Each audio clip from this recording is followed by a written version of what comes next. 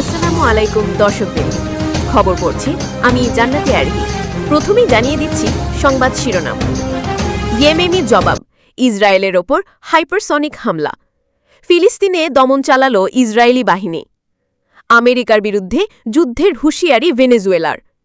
দক্ষিণ লেবাননে ইসরায়েলি বোমাবর্ষণ। হুতি নেতা ঘোষণা, ইয়েমেনের প্রতিরক্ষা। ব্রাজিলে আদালতের বড় সিদ্ধান্ত। কাতারে ইসরায়েলি হামলা, আজকে জরুরি বৈঠক। ইসরায়েলকে ইরানের কঠোর হুঁশিয়ার। রাশিয়ার কঠোর বিবৃতি। দোহায় হামলার ইসরায়েলের ব্যাখ্যা। ইয়েমেনি জবাব, ইসরায়েলের ওপর হাইপারসনিক হামলা। আজ বড় ঘোষণা। ইয়েমেনের সেনারা ইসরায়েলি অঞ্চলগুলিতে দুটি বড় আক্রমণ চালিয়েছে। প্রথমে ফিলিস্তিন ২ নামের একটি হাইপারসনিক ব্যালিস্টিক মিসাইল লক্ষ্য করা যায়নি, যা গুরুত্বপূর্ণ সামরিক স্থাপনা ধ্বংস করেছে। লাখ লাখ যাজন ও ইসরায়েলি আতঙ্কে পালিয়ে গেছে। এরপর ৩টি ড্রোন পাঠানো হয়েছে, ২ রমুনা বিমানবন্দর এবং একটি গুরুত্বপূর্ণ সামরিক ঘাঁটিতে আঘাত হানেছে। ইয়েমেন সেনায় ঘোষণা করেছে, ফিলিস্তিনের সাথে আমরা আমাদের নৈতিক ও মানবিক ফরজ বজায় রাখব। দমন চালানো ইসরায়েলি বাহিনী। ফিলিস্তিনে অব্যাহত ইসরায়েলি আক্রমণ। রামলার মাশরিক এলাকা দে জার গ্রামে মানুষ আহত হয়েছে। তুলকর্মে গত ২৪ ঘণ্টায় ১৫০০ জন আটক, পরে মুক্তি। খলিল, নাবলুস, কোলপকি ও কুদুসে বাড়িতে হামলা। তরুণদের গ্রেপ্তার, অ্যাম্বুলেন্সে আক্রমণ। নাবলুসের পুরানো শহরে মুজাহিদিন বা স্থানীয় বোমা দিয়ে ইসরায়েলি বাহিনীর ওপর প্রতিহামলা চালায়। ফিলিস্তিন আজও নিপীড়িত, কিন্তু প্রতিরোধ জীবন্ত। আমেরিকার বিরুদ্ধে যুদ্ধের হুঁশিয়ারি। ভেনেজুয়েলার উপরাষ্ট্রপতি ডেলসি সতর্ক করেছেন, আমেরিকা ক্যারিবিয়ান সমুদ্রে সামরিক উপস্থিতি বাড়াচ্ছে। তাদের লক্ষ্য ভেনেজুয়েলার সরকার পরিবর্তন করে পেলের সম্পদ দখল। রাষ্ট্রপতি নিকোলাস মাদুরো ২৫,০০০ সৈন্য মোতায়েন করেছেন। হাজার হাজার মানুষ রাস্তায়। মাদুরো বলেছেন, আমেরিকার পদক্ষেপ শুধুই সাম্রাজ্যবাদী আক্রমণ।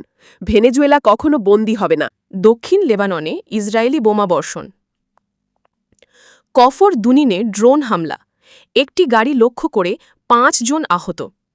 এছাড়া লেবাননের বিভিন্ন অঞ্চলে বিমান ও জাহাজ হামলা।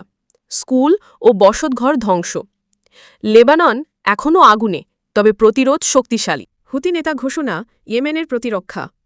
সৈয়দ আব্দুল মালিক আল হুদি বলেছেন, ইসরায়েলি হামলা কোনো সাফল্য নয়, এটি শুধু অপরাধ।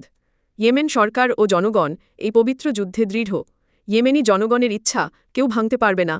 ইসরায়েল এখন ফিলিস্তিন থেকে আরও অঞ্চল দখলের ষড়যন্ত্র করছে। ব্রাজিলে আদালতের বড় সিদ্ধান্ত। সুপ্রিম কোর্ট সাবেক রাষ্ট্রপতি জায়ের বোলসোনারোকে ২৭ বছর ৩ মাসের কারাদণ্ড দেয়।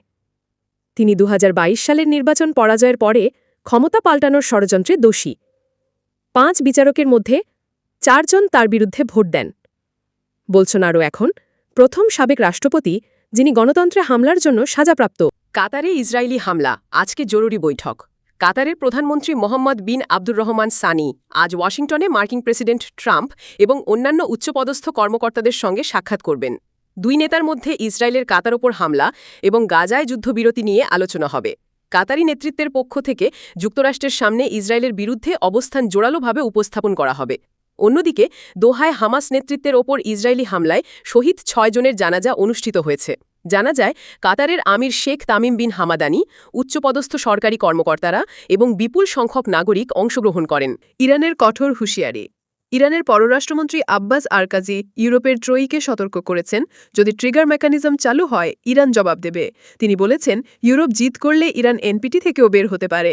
হিজবুল্লাহ লেবাননের অভ্যন্তরীণ বিষয়, ইরান এর খোলা সমর্থক। রাশিয়ার কঠোর বিবৃতি। রাশিয়া এবং মধ্যপ্রাচ্যের দেশগুলো দোহায় ইসরায়েলি হামলার নিন্দা করেছে। বসতি প্রধান স্থাপনায় হামলা, হামাস সদস্য ও কাতারি নিরাপত্তা বাহিনী নিহত ও আহত।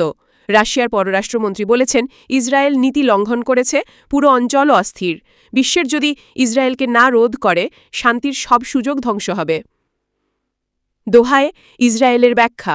ইসরায়েল জানিয়েছে, দোহায় হামলা সাধারণ মানুষের উপর নয়, হামাস নেতাদের লক্ষ্য করে। ইসরায়েল দাবি করেছে, হামাসকে নিশ্চিহ্ন করতে ট্রাম্পের পরিকল্পনা মেনে চলেছে।